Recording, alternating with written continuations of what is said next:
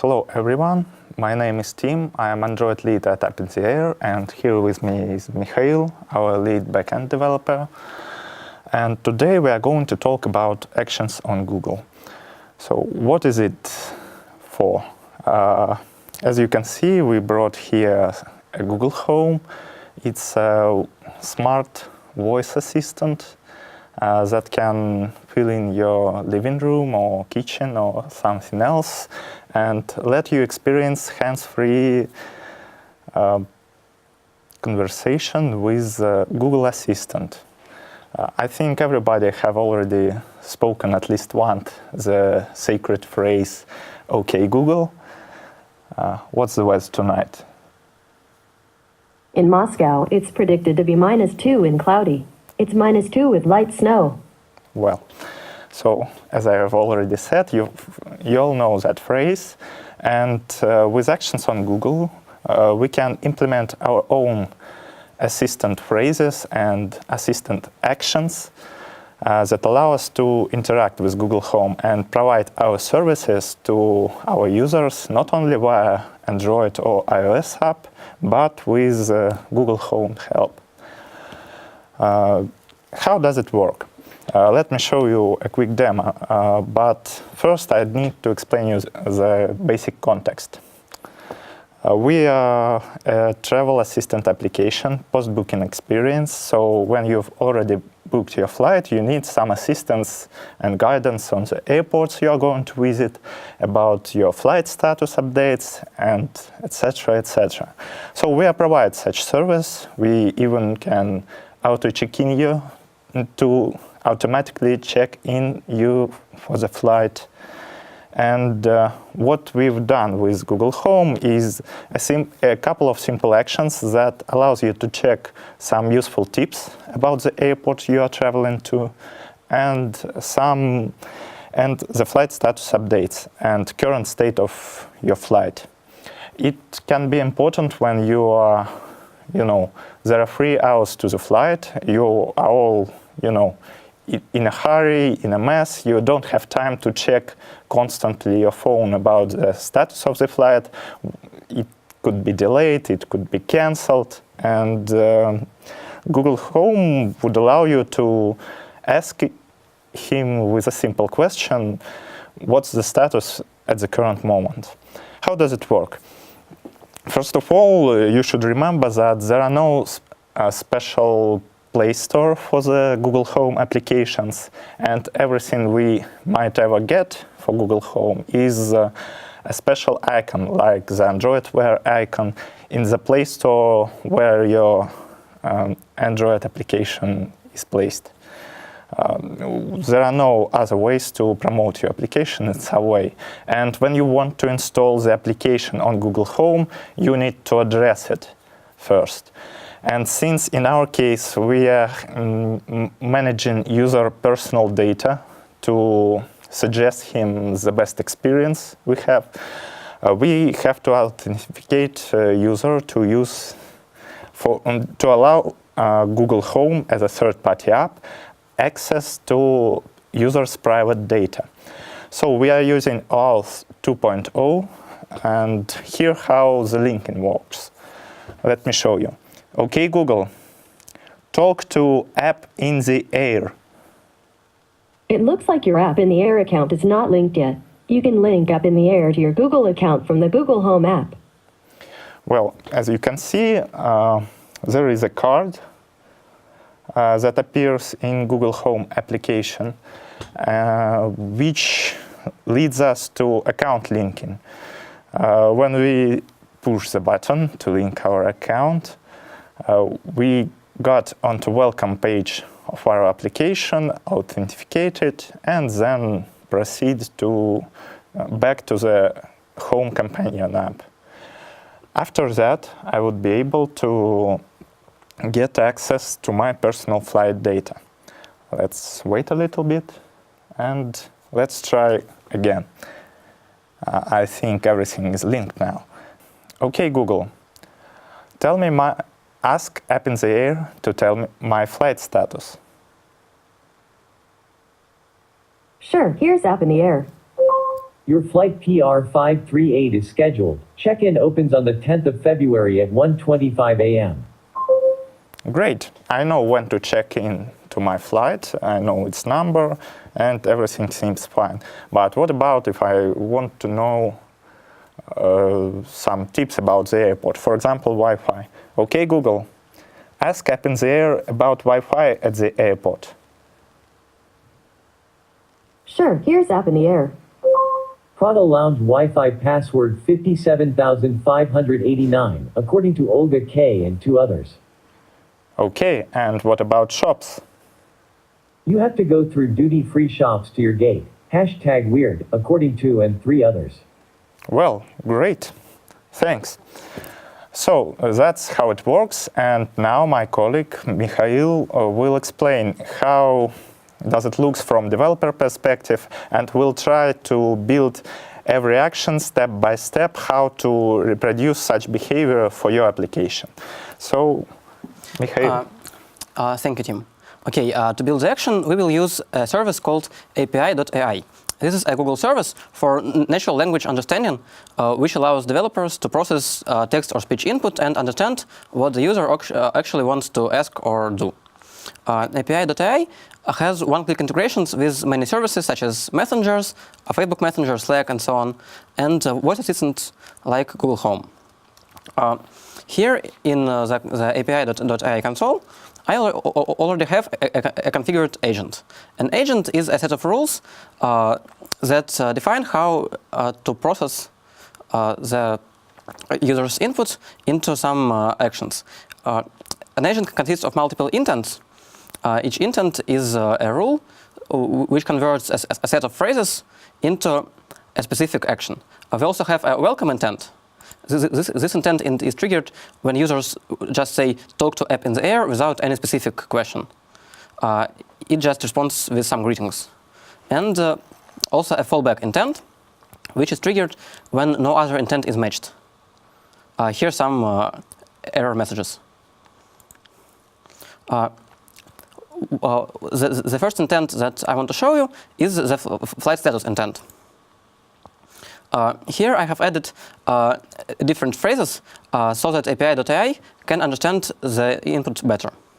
For example, phrases like my flight, was my flight cancelled, to tell me the status of my flight, and so on. Also, I have here defined the action name, get flight status, that I will later use to process this input. Now, if I try the test console, just ask my flight, I can see that the intent is matched, but there is no response. Why this happens? Because we have to connect the API AI agent to our backend, which will actually get the answer to the question and return the response. We do this with webhook, and we turn the webhook on for each intent, and we also configure it in the fulfillment section of the console. Now, I'm going to demonstrate how to actually write the code for the webhook. I'm going to use Node.js and the actions on Google SDK for Node.js. Before we dive into the code, I want to point out that this example uses account linking, which you will most probably not use in your first Google Actions. But here we need it to get the data from our API into your Google Home. So the first version of the webhook processes only the get flight status action, and it does it in the simplest way. First, we check if we have the access token from account linking. Second, we get the upcoming flight of the user from our API. And finally, we respond with a simple message like, your flight AA1 is scheduled. Let us enable the webhook.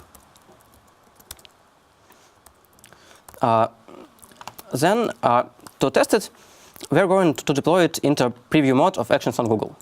We do this in the integrations tab of API AI console. So we just open it, select actions on Google, and hit preview. It deploys the action and gives us a link to the Google Home simulator. Okay, so let's try. If you just ask my flight, we get an error. Because, again, as with a real Google Home, to ask a question to app in the air, we have to directly tell Google Home to ask a question from app in the air. Let's do this. Ask app in the air about my flight. And again, since we have redeployed the action, we have to link the account again. I will do this now.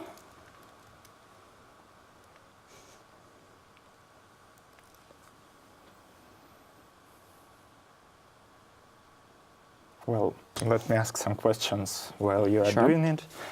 As I can see, the creating of intents for the actions are quite simple. So there is no developer expertise actually in forming those intents. Yeah, you're right. So there is no coding involvement.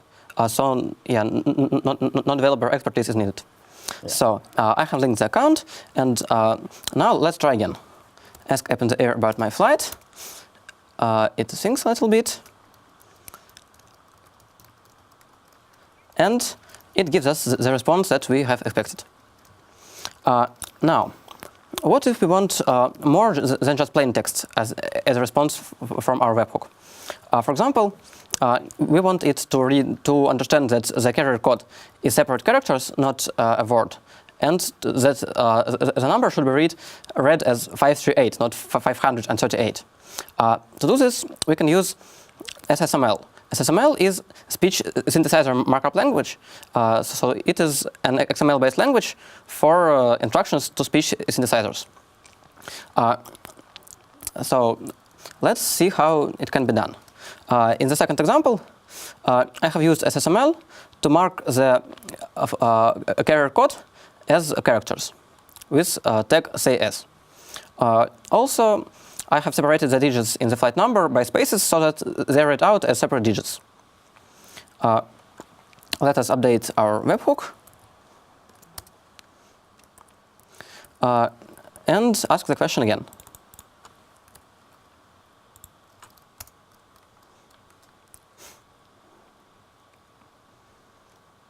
So we can see in the debug data that the response actually consists of the SSML markup.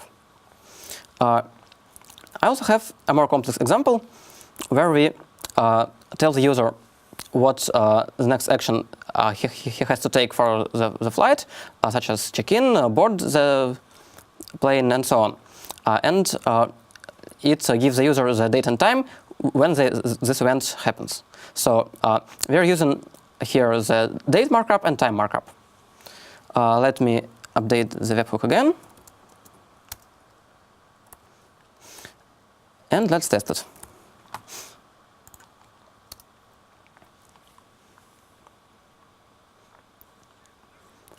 So you can see that we have here some date and time marked up. You can see it in the debug data too. And this is exactly what you have heard in the demonstration.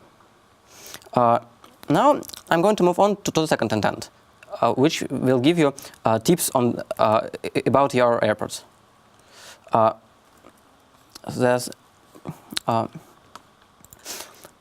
We have these tips divided into multiple categories. For example, tips about Wi-Fi, about transport, about food, and so on. So to determine which category the user is interested in, we have created an entity for the category. An entity is simply an enumeration with synonyms. So, for example, we can see here that the value Wi-Fi has, for example, a synonym internet. So that when a user asks whether there is any internet in the airport, we know that he's asking about Wi-Fi. So now let's move to the definition of the intent itself. So when we use any value of any entity in the intent, API AI console automatically detects it and marks it up in the intent, and also it adds a parameter in the parameter section of the actions. So this parameter we will later retrieve in our webhook and make a query depending on its value. Also, we allow the user to ask a question without parameters. In this case, we're going to use a feature called slot filling. It literally fills the empty slots in the parameters. So we marked the parameter as required, and we have added some prompts for the agent to ask the user if the value is not present. So if the user asks the question without a parameter, we will first ask him what type category does he want to know. And only after that, we will send the request to the webhook, and he will receive his tips. Let's move to the implementation of this. So what we do here is we get the argument from the request. We get the tips from our API. If there's no tips, we respond with an error message. Otherwise, we respond with a tip text, its author, and like count. So let us update the server and demonstrate. Ask app in the air if there is any Wi-Fi at the airport. So our action has responded with a tip from the user, with a Wi-Fi password, and with its author and like count. Next, what if we want the user to be able to ask multiple questions about tips in a row? So, for example, the user may want tips about Wi-Fi and then about outlets, and we do not want the user to ask the question every time in full. So here we can use a feature that's called contexts. So what we do here is, in this intent, we set an output context called airport, so that the agent remembers that we were talking about the airport. And we have created another intent, which has airport as input context. So it has some simpler phrases which does not make sense out of context, but which are useful if we have already been talking about tips. For example, is there any Wi-Fi in the airport, and what about outlets? This intent then will only be matched if we have already set an output context called airport. We also have to make a minor change in the code. We need to tell the assistant to continue the conversation, not to stop it, on a response with tips. So what we do here is we replace the call to assistant tell, which ends the conversation, to assistant ask, which tells to expect another response. So let us again update and demonstrate. So we are asking about Wi-Fi again.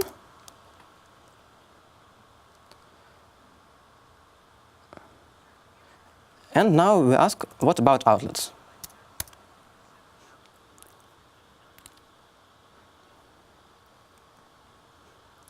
And so, yeah, we have the response that there are no power outlets inside. So let's run through the code again for a second. To use the actions on Google SDK, we import it from the action on Google library. We initialize it with the Node.js request and response.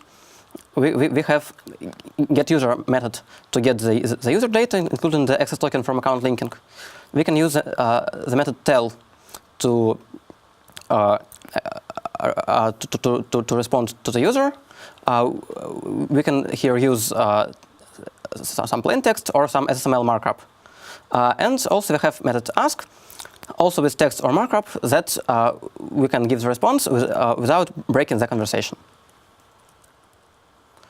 To recap, during the demo I have showed you how to create an API.ai agent, create intents for triggering specific actions, use entities to extract parameters from text requests, use contexts to build complex conversations, use the actions on Google Node.js SDK to perform custom processing on the data, and finally link it all to the Google Home web simulator in preview mode. You can also do all of this testing on a real Google Home as long as you use the same Google account on your Google Home device and in the API.ai console. So I hope that this demo will help you all to build your own action for Google Home and using API AI and Node.js SDK. And thank you, Mikhail. I have a couple of questions regarding your presentation. It was really brilliant. But what about the latency to respond? As we could see in the beginning of the video, when I asked the Google Home, it won't respond it, very quickly. So it seems that it would be very inconvenient from Google perspective to allow an assistance that would have a long latency between the question and the answer. And since, as far as I can see, we are dependent on how quickly our server will get you the data you desire to hear, there is a problem, probably. Could it be? Well, the latency is limited, but not extremely limited. So we have 2 or 3 seconds, which in most cases is more than enough to get all the data. Okay, cool. And about the console you've shown, the Google console. Okay. Yeah. So is it the exact copy of how the Google Home device would behave in case I'll ask him those questions? In terms of the third-party applications, yes, and in terms of the Google Home built-in actions, it will give you an error that this is only for testing of your apps. Oh, I see.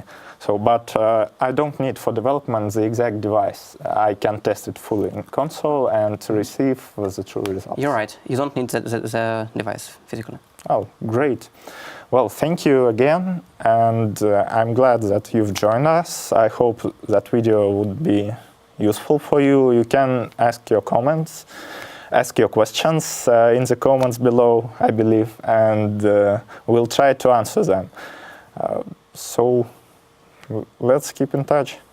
Okay, Google, goodbye. You know where to find me. Bye. Bye.